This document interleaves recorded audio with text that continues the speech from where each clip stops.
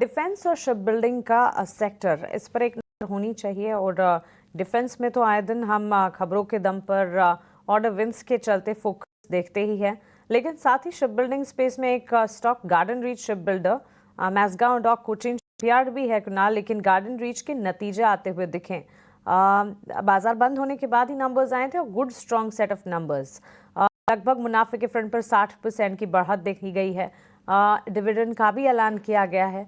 अब स्टॉक में sideways momentum दिखा है, लेकिन ये वही स्टॉक है जो कि मजबूती के साथ ट्रेंड कर रहा था। अगर पिछले 6 महीने 1 साल के चार्ट निकाल कर देखेंगे, नतीजों का एक्शन तो शायद दिखेगा ही, लेकिन टेक्निकली चार्ट्स में कोई स्ट्रेंथ नजर आती है? टेक्निकली चार्ट की बात करें तो फिलहाल कोई ऐसी स्ट्रेंथ मुझे दिख नहीं रही है।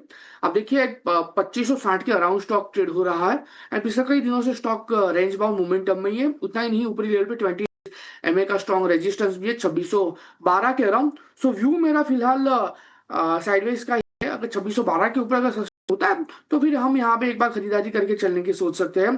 फिलहाल जिस हिसाब से स्टॉक ट्रेड हो रहा है, लाइकली चांसेस है स्टॉक लो लेवल पे 2350 तक के भी लेवल दिखा सकता है। सो अगर खरीदारी करनी है तो 2615 के ऊपर ही करेंगे, नहीं तो इसको टोटली अवॉइड करके चलने की सलाह रहेगी।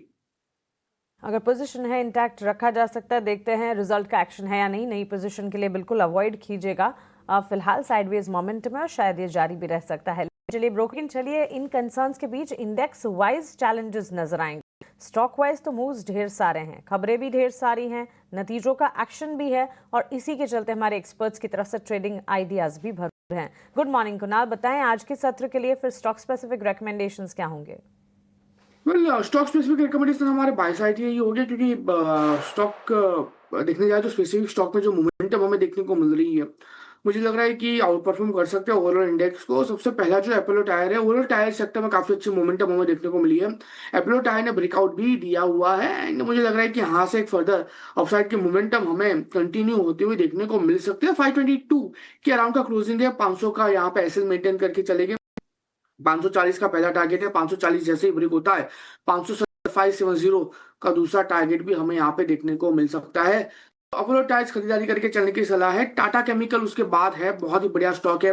एक अच्छा खासा बाउंस बैक हमें यहाँ पे देखने को मिला है पिछले 2 ट्रेडिंग सेशन से। इतना ही नहीं, जो बॉटम बनाया वो भी प्रीवियस बॉटम के सपोर्ट के अराउंड का सपोर्ट लेके स्टॉक ने यहाँ पे बाउंस बैक दिखाया है। तो टाटा केमिकल यहाँ पे खरीदारी करके चलने की सलाह है। 855 का हम यहाँ पे एसएल मेंटेन करके चलेंगे। 920 का पहला टारगेट होगा एंड वो ब्रेक होता है तो 970 का दूसरा टारगेट भी हमें यहाँ पे देखने को मिल सकता है। तो ओवरऑल जो व्यू है वो फिलहाल स्टॉक स्पेसिफिक पॉजिटिव साइड का है, लेकिन इंडेक्स स्पेसिफिक नेगेटिव साइड का है। स्पेसिफिक पॉजिटिविटी जो है वो जारी रहेगी। इंडेक्स वाइज मार्केट को हमें वॉच लिस्ट में रखना होगा।